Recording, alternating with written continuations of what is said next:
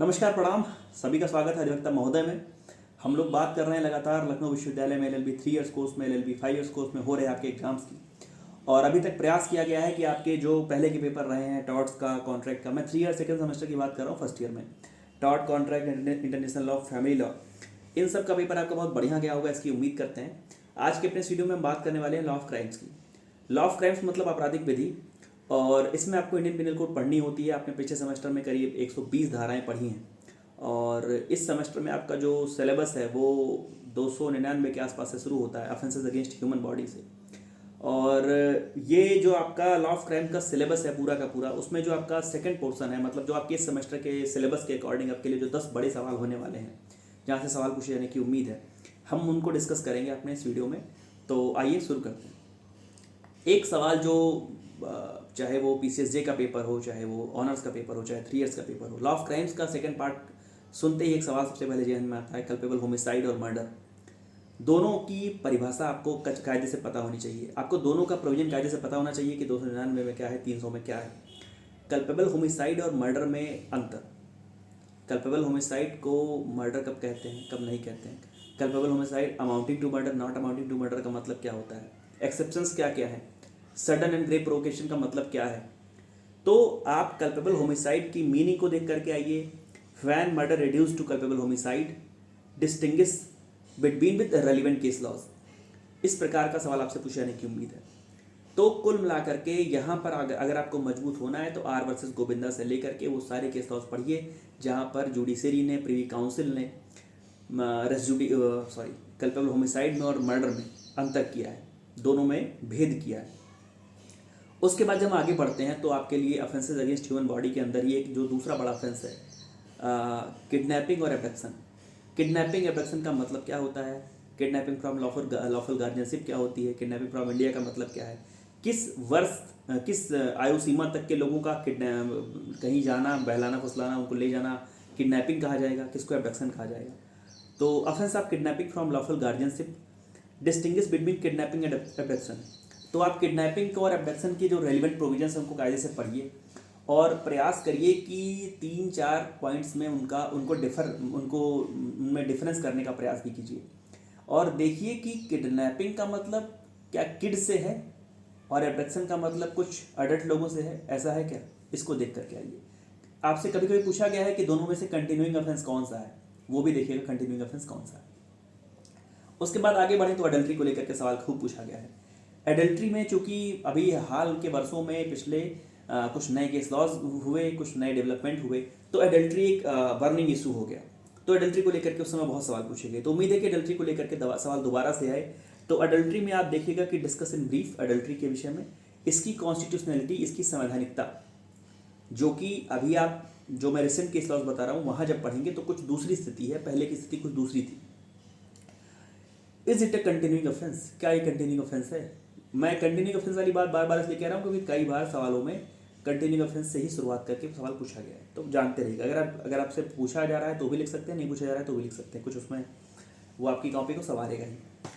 फिर हम बढ़ते हैं अगर ऑफेंसेज अगेंस्ट वीमेन के पास। तो ऑफेंसेज अगेंस्ट वीमेन में ढेर सारे ऑफेंस है। ऑफेंसेज अगेंस्ट वीमेन में केवल 375 ऑनवर्ड्स नहीं है, 354 भी है, ऑब्ससीन एक्ट एंड सॉन्ग वाली धारा भी है।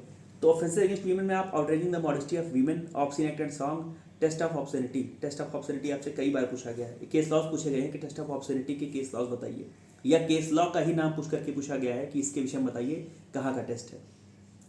एक्सटॉर्सन को कायदे से पढ़िए। और 378 थेफ्ट और एक्सटॉर्सन दोनों में अंतर देखिए क्या है। क्या थेफ्ट में छीनना शामिल है, क्या थेफ्ट में डिलीवरी शामिल है, क्या एक्सटॉर्शन में डिलीवरी शामिल है, क्या थेफ्ट में टेक करना लिखा हुआ है।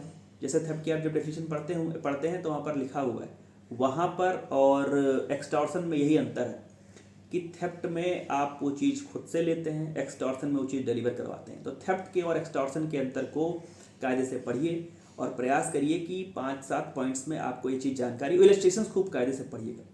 कई बार थेफ्ट के इलस्ट्रेशन को आपसे पूछा गया है, एक्सटॉर्शन के इलस्ट्रेशन को आपसे पूछा गया है, सीधे आपको थेफ्ट का ऑफेंस नहीं पूछा गया, आपसे ऊपर एक इलस्ट्रेशन दे दिया गया है और उसके विषय में आपसे पूछा गया है। तो कुल मिलाकर के उसको पढ़ करके आपको यही समझ में आएगा कि 378 का इलस्ट्रेशन है तो उसमें थेफ्ट के एसेंशियल एलिमेंट लिखने हैं। रॉबरी को लेकर के सवाल खूब पूछा गया है, और सवाल किस प्रकार से पूछा गया है कि in all robberies there is either theft or extortion. सारी रॉबरी या तो बाई थेफ्ट होती है या तो बाई एक्सटॉर्शन होती है। Discuss when does robbery amount to डकैती। बड़ा सवाल इस प्रकार से है कि पहले तो आपसे रॉबरी पूछा गया कि रॉबरी में या तो थेफ्ट के द्वारा होगा, चोरी के द्वारा, या एक्सटॉर्शन के द्वारा होगा, और किस स्थिति में रॉबरी जो है वो डकैती बन जाएगी। क्या 3 आदमी मिलकर के अगर रॉबरी करें तो डकैती बन जाएगी, या 5 आदमी मिलकर के करें तो डकैती हो जाएगी। क्या उनके पास खतरनाक आयुध हथियार हो तो डकैती होगी। इस प्रकार के सवाल आपसे पूछे गए हैं। सेडिशन को लीडिंग केस लॉज के साथ पढ़ करके आइए।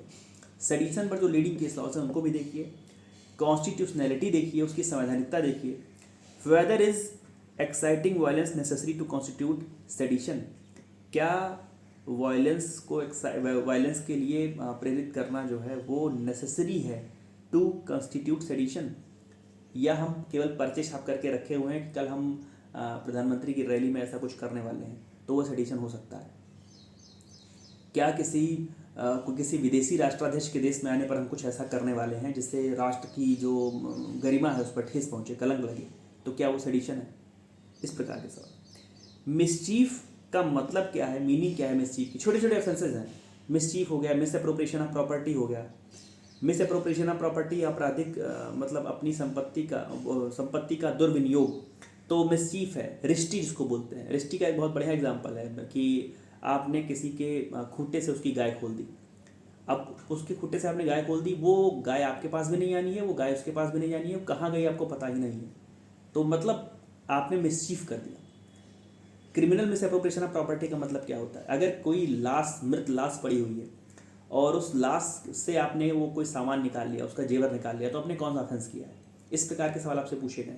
तो आप देखिए कि criminal miss appropriation of property का मतलब क्या होता है। क्या किसी लाश के जेवर निकाल के भाग जाना, ये थेफ्ट में आएगा या criminal miss appropriation of property में आएगा। उसके बाद क्रिमिनल इंटिमिडेशन। क्रिमिनल इंटिमिडेशन का मतलब क्या है, threat of x communication from cast is covered under this offence. इस प्रकार के सवाल आपसे पूछे गए हैं। तो क्रिमिनल इंटिमिडेशन आप ध्यान से पढ़ करके आइएगा। और फॉल्स डॉक्यूमेंट का मतलब क्या है, और एसेंशियल एलिमेंट क्या है फॉर्जरी के। Meaning by making a false document essential element of a forgery. अगर आप किसी मूल दस्तावेज की फोटोकॉपी को अपना बता करके कहीं पर यूज कर रहे हैं तो आप क्या कर रहे हैं। अगर आपको वो चीज़ इंटरेस्ट की गई थी, न्यस्त की गई थी, तो आप कौन सा ऑफेंस कर रहे हैं। और अगर वो आपको सामान कहीं पर पड़ा हुआ था, कहीं पर पड़ा हुआ आधार कार्ड मिला, मैंने उस आधार कार्ड पर खुद के लिए सिम निकाल ली, तो मैं कौन सा अपराध कर रहा हूँ।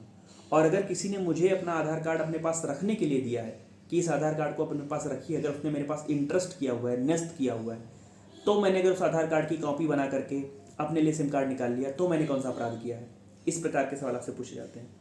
चीटिंग कई बार पूछा गया है। चीटिंग के एसेंशियल एलिमेंट क्या है और कैसे ये क्रिमिनल ब्रीच ऑफ ट्रस्ट से अलग है। क्रिमिनल ब्रीच ऑफ ट्रस्ट का मतलब होता है अमानत में खयानत। इसका जो मुकदमा उर्दू में कहें तो अमानत में खयानत, कि यदि आपको मैंने कोई चीज़, वही जो भी मैंने पहले आपसे बताई कि आपको मैंने कोई मार्कशीट अपनी दी, कहा कि इसको अपने पास रखना है, आपने उस मार्कशीट को स्कैन करा करके वहाँ पर अपना नाम लिखवा करके उसको यूज कर लिया, तो ये जो आप काम कर रहे हैं ये है criminal breach of trust, CBT। और चीटिंग का मतलब क्या होता है, चीटिंग का मतलब क्या होता है, चीटिंग के एसेंशियल एलिमेंट और किस आधार पर ये क्रिमिनल ब्रीच ऑफ ट्रस्ट से अलग है। तो offences against human body, offences against property, offences against women, इस 3 आपके लिए बड़े मेजर एरियाज हैं जहाँ से आपको कल्पल होमिसाइड, मर्डर जैसी चीज़ें पढ़नी है। आपको किडनैपिंग और एब्डक्शन के विषय में जानते रहना है। आपको डकैती, रॉबरी, और उसको सबसे ऊपर डकैती लिख करके पढ़िए। सबसे ऊपर डकैती करिए, लिखिए, उसके नीचे रॉबरी लिखिए, robbery by theft, by extortion लिखिए, और दोनों के अलग अलग एलिमेंट्स देखिए।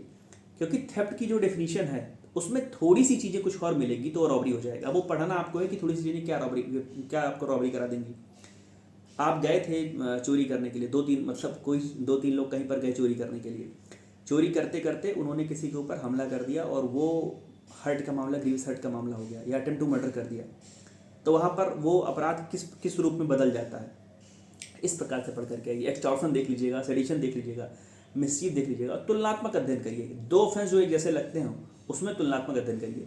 इसलिए मैंने आपसे कहा कि जब आप चीटिंग पढ़ रहे हैं तो चीटिंग को क्रिमिनल ब्रीच ऑफ ट्रस्ट के साथ तुलनात्मक अध्ययन के तौर पर पढ़िए।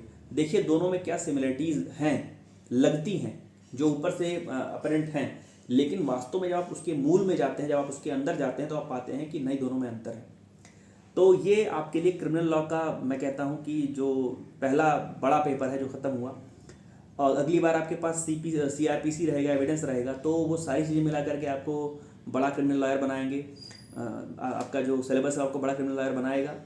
तो प्रयास करिए कि ये इन धाराओं का अच्छा ज्ञान हो आपके पास, सारे फेंसेस के आपको एसेंशियल एलिमेंट्स पता हो, और ढेर सारे इलस्ट्रेशंस को अपने दिमाग में बिठा करके जाइएगा, क्योंकि कोई भी इलस्ट्रेशन आपको सवाल के रूप में मिल सकता है। तो ढेर सारी शुभकामनाएं आप सभी को। और आपका आखिरी पेपर कॉन्स्टिट्यूशन का बचा हुआ है, उसके वीडियो को लेकर के मैं जल्दी उपस्थित हो जाऊंगा। तब तक जुड़े रहिए मेरे साथ। धन्यवाद, प्रणाम।